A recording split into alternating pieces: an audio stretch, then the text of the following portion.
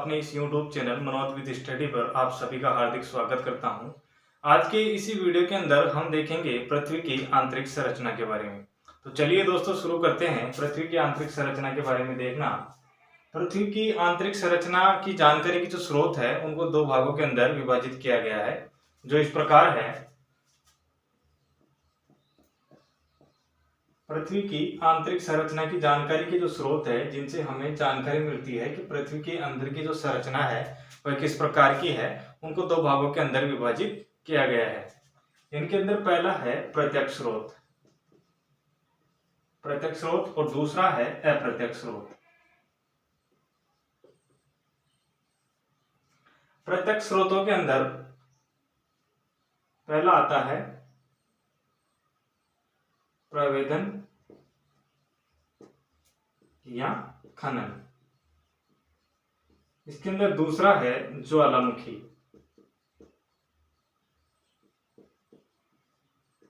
और तीसरा है चट्टान या पर्वत।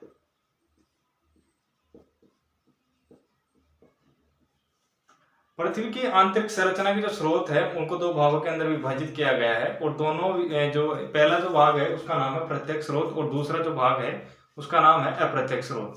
प्रत्यक्ष स्रोतों के अंदर आता है प्रवेदन या खनन, दूसरा आता है ज्वालामुखी, और तीसरा आता है चट्टान या पर्वत, जिनसे हमें प्रत्यक्ष रूप से जानकारी प्राप्त होती है कि पृथ्वी के अंदर की जो संरचना है वह किस प्रकार की हो सकती है।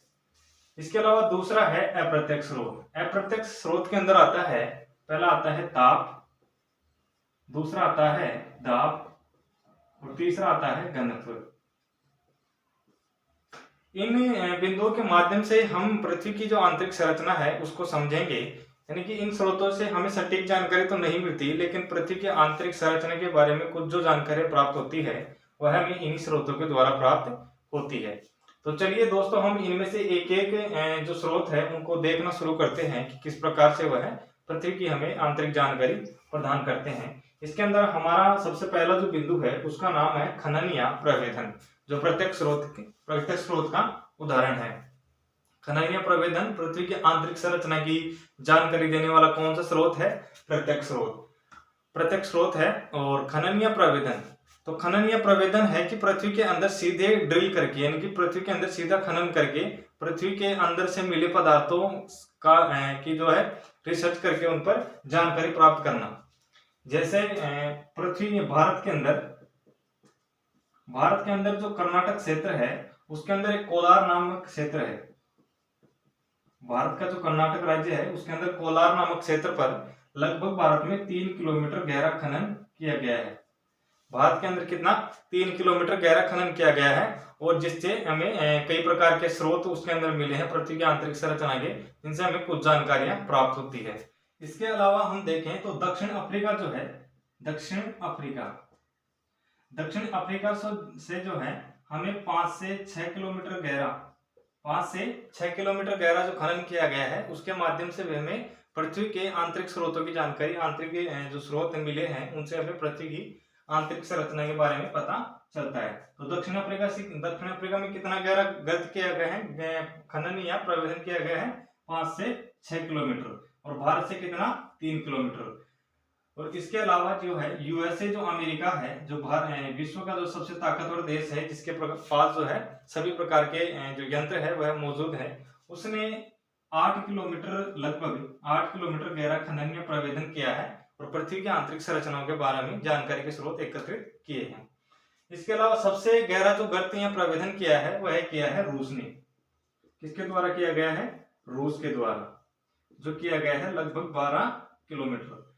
रूस के अंदर जो है 12 किलोमीटर तक का प्रवेदन या खनन किया गया है, जिससे हमें पृथ्वी की आंतरिक संरचना की कुछ जानकारी जो है प्राप्त होती है। अब जो 12 किलोमीटर है इसके अंदर हम पृथ्वी का जो है ये जो भूपट्टी जो है पृथ्वी की, उसको भी हम नहीं खोद पाए हैं, खनन नहीं कर पाए हैं।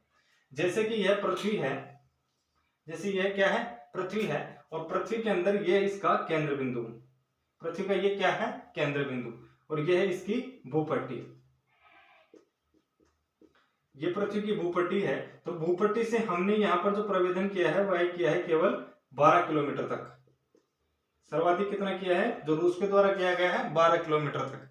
तो इससे हमें जो जानकारी है वह बहुत कम जानकारी प्राप्त होती है, क्योंकि पृथ्वी के अंदर हम खनन या प्रवेधन के माध्यम से नहीं जा पाए हैं। इसके अलावा 12 किलोमीटर से नीचे हमारे पास इतने बढ़िया यंत्र उपलब्ध नहीं है जिससे कि हम 12 किलोमीटर से अधिक खनन या प्रवेधन कर पाए पृथ्वी के अंदर। तो हम देखेंगे केंद्र है पृथ्वी का, तो भूपट्टी से लेकर केंद्र तक की जो टोटल दूरी है वह है 6371 किलोमीटर। कितनी है? 6371 किलोमीटर। यानी कि भूपट्टी से लेकर पृथ्वी का जो केंद्र है उसके मध्य की जो दूरी है वह 6371 किलोमीटर है, जिसका हमने नाम मात्र पॉइंट मात्र भी हमने नहीं खोदा है, जो कितना है 12 किलोमीटर। तो क्या है, पृथ्वी की हमें इससे सटीक जानकारी नहीं मिल सकती, क्योंकि अगर हम खोदते खोदते हम पृथ्वी के केंद्र तक चले जाएं तो हमें पृथ्वी की पूरी संरचना की जानकारी हमें प्राप्त हो सकती है, लेकिन ऐसा संभव नहीं है। इसके अलावा हमारा दूसरा जो बिंदु है वह है ज्वालामुखी। तो ज्वालामुखी से हमें यह किस प्रकार से हमें पृथ्वी की आंतरिक संरचना के बारे में जानकारी देता है। यह पृथ्वी है और पृथ्वी के अंदर जब ज्वालामुखी निकलता है तो उससे निकलने वाला जो लावा होता है उस लावा को कलेक्ट किया जाता है, उस पर रिसर्च की जाती है, उससे जानकारी प्राप्त की जाती है, जिससे हमें पृथ्वी के कुछ भागों की जानकारी हमें प्राप्त होती है कि पृथ्वी के अंदर इस प्रकार के पदार्थ भी मौजूद है। लेकिन पृथ्वी के ऊपर जो है ज्वालामुखी निकलते हैं वो सभी जगहों पर नहीं निकलती, यानी कि यहाँ पर ज्वालामुखी निकला, यहाँ पर ज्वालामुखी निकला, लेकिन संपूर्ण पृथ्वी पर चारों तरफ तो ज्वालामुखी एक साथ नहीं निकलते, जगह जगह पर स्थान छोड़ छोड़कर ज्वालामुखी निकलते हैं। इस वजह से हमें ज्वालामुखी भी पृथ्वी की आंतरिक संरचना की सटीक जानकारी हमें नहीं दे सकता। इसके अलावा हमारा प्रत्यक्ष स्रोतों के अंदर तीसरा जो बिंदु है उसका नाम है चट्टान या पर्वत। पृथ्वी के अंदर से जब ज्वालामुखी या लावा जो निकलता है वह पृथ्वी के ऊपरी भागों से निकलता है, पृथ्वी के केंद्र से कभी भी ज्वालामुखी नहीं निकलता। और इसकी जानकारी कि ज्वालामुखी केंद्र में से नहीं आए, इसकी जानकारी हमें भूकंप वगैरह से पता चलती है। पृथ्वी के केंद्र से कभी भी ज्वालामुखी नहीं आता, यह ऊपर से आता है ज्वालामुखी, तो पृथ्वी के हम पूरी जानकारी हमें ज्वालामुखी से नहीं मिलती। इसके अलावा ये ज्वालामुखी यानी कि ये ज्वालामुखी के माध्यम से जो लावा बाहर आता है वह कुछ समय के बाद ठंडा होने के बाद पर्वत या चट्टान का रूप ले लेता है, पर्वत या चट्टान का रूप ले लेता है। और इन चट्टानों की रिसर्च करने के बाद इनसे कलेक्ट जो डाटा होता है उसके अनुसार पृथ्वी की आंतरिक संरचना के बारे में कुछ जानकारियां प्राप्त की जा सकती है। लेकिन इन स्रोतों, इन प्रत्यक्ष स्रोतों के माध्यम से भी हम पृथ्वी की आंतरिक संरचना की संपूर्ण जानकारी या सटीक जानकारी प्राप्त नहीं कर सकते। अब हम बात करेंगे अप्रत्यक्ष स्रोतों के बारे में, जिनके अंदर पहला है दाब, दूसरा दाब और तीसरा है घनत्व। तो चलिए इसके अंदर सबसे पहले देखते हैं हम ताप के बारे में। तो ये अप्रत्यक्ष स्रोत है, यानी कि पृथ्वी के अंदर, यानी कि ऊपर जैसे अंतरिक्ष है या फिर जो हमारा वायुमंडल है उससे हम जैसे जैसे पृथ्वी पर नीचे आते जाते हैं वैसे वैसे टेम्परेचर क्या होता है, बढ़ता जाता है। जैसे हम किसी पर्वत पर बैठे हैं तो वहां पर क्या होगा, टेम्परेचर बहुत कम होगा, और जैसे जैसे पर्वत से हम नीचे धरती पर आते जाएंगे वैसे वैसे टेम्परेचर क्या होगा, बढ़ता जाएगा। लेकिन पृथ्वी के अंदर यह प्रक्रिया क्या है, जो टेम्परेचर बढ़ने की जो प्रक्रिया है वह कहां तक होती है, धरातल तक, धरातल तक यह प्रक्रिया बराबर चलती है। इसके बाद हम जैसे जैसे पृथ्वी के अंदर जाते जाते हैं वैसे वैसे क्या होता है, पृथ्वी का जो टेम्परेचर है वह क्या होता है, घटता जाता है, जिससे हमें पता चलता है कि पृथ्वी के अंदर की जो टेम्परेचर घटने और बढ़ने की जो प्रक्रिया है वह अलग है और पृथ्वी के ऊपर की क्या है, प्रक्रिया अलग है। अब ऊपर से हम जैसे नीचे आते हैं, ऊपर से हम जैसे जैसे नीचे आते हैं तो 32 मीटर की गहराई पर, 32 मीटर की गहराई पर 1 डिग्री सेल्सियस तापमान की बढ़ोतरी होती है।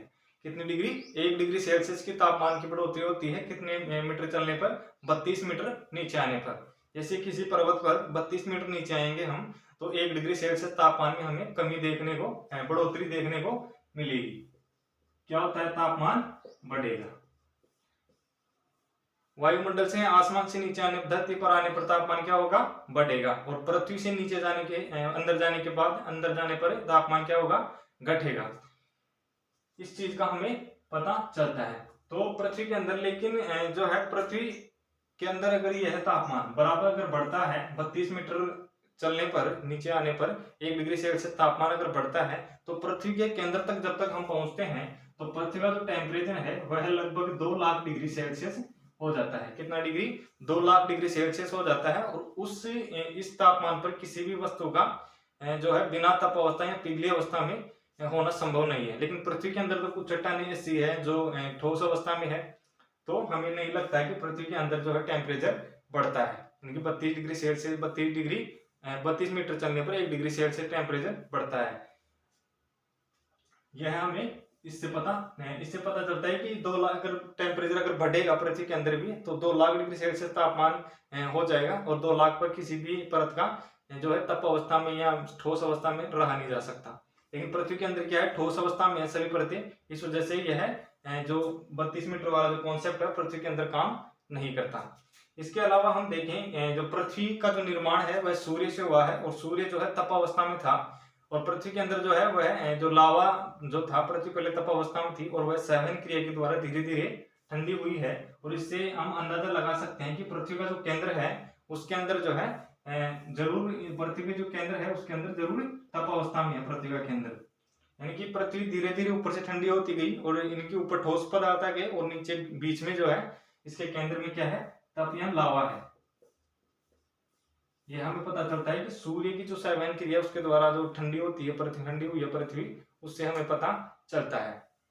ये हमने बात की किसकी, ताप के बारे में। अब हम बात करते हैं दाब के बारे में। पृथ्वी के अंदर ऊपर से यानी किसी भूपट्टी से लेकर हम जैसे जैसे अंदर जाते जाते हैं वैसे वैसे दाब क्या होता है, बढ़ता है। दाब क्या होता है, बढ़ता है।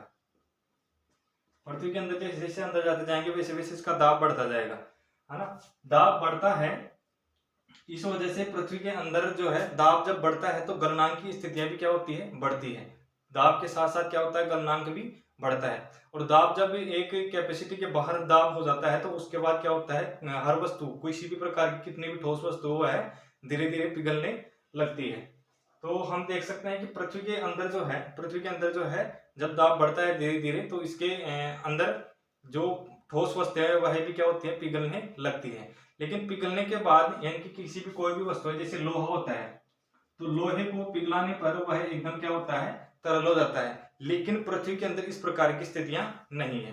पृथ्वी के अंदर कोई भी वस्तु जब पिघलती है दाब पड़ने के बाद, जब उसका गलनांक होता है, जब ये पिघलती है कोई भी वस्तु पृथ्वी के अंदर, यानी कि पृथ्वी के ऊपर जैसी स्थितियां हैं अंदर वैसी स्थितियां बिल्कुल नहीं है। पृथ्वी के अंदर ऊपर जो है कोई भी वस्तु पिघलने पर लोहे को पिघलाया जाएगा, चांदी सोना किसी को भी, तो वह एकदम पानी की तरह तरल मात्रा में होगा। लेकिन पृथ्वी के अंदर कोई भी वस्तु दाब के कारण जब पिघलती है तो पिघलने पर वह क्या होती है, जैसे प्लास्टिक होती है, रबड़ या प्लास्टिक होती है, ना तो वह ठोस अवस्था में रहती पृथ्वी के अंदर कोई भी वस्तु पिघलने पर, और ना वह एकदम तरल अवस्था में रहती, वह चपड़ी या मोम के समान बन जाती है। चपड़ी या मोम के समान, चपड़ी या मोम के समान बन जाती है। क्योंकि हम जब कोई भी खनन अगर पृथ्वी के अंदर हम करते हैं और पृथ्वी से जो सामान हम खनिज प्राप्त करते हैं तो वह क्या होता है, इस प्रकार की चपड़ियां मोम प्रकार की अवस्था के अंदर हमें प्राप्त होता है, और उसका हम शोधन करके उसको अपने उपयोग योग्य बनाते हैं। तो ये हमने देखा दाब के बारे में। और अब हमारा अगला टॉपिक है घनत्व। अगला स्रोत कौन सा है, घनत्व, यानी कि ताप, दाब और घनत्व ये कौन से स्रोत है, अप्रत्यक्ष स्रोत। इसके अंदर हमारा तीसरा स्रोत है घनत्व। तो अब हम घनत्व के बारे में चर्चा करते हैं। पृथ्वी का जो एवरेज जो घनत्व है पृथ्वी के अंदर का जो एवरेज घनत्व है वह है 5.5 घन सेंटीमीटर। कितना है, घन सेंटीमीटर क्यूब। पृथ्वी का एवरेज घनत्व है 5.5 घन सेंटीमीटर क्यूब। लेकिन पृथ्वी का जो केंद्र है इसके अंदर जो घनत्व है वह है लगभग 11 घन सेंटीमीटर।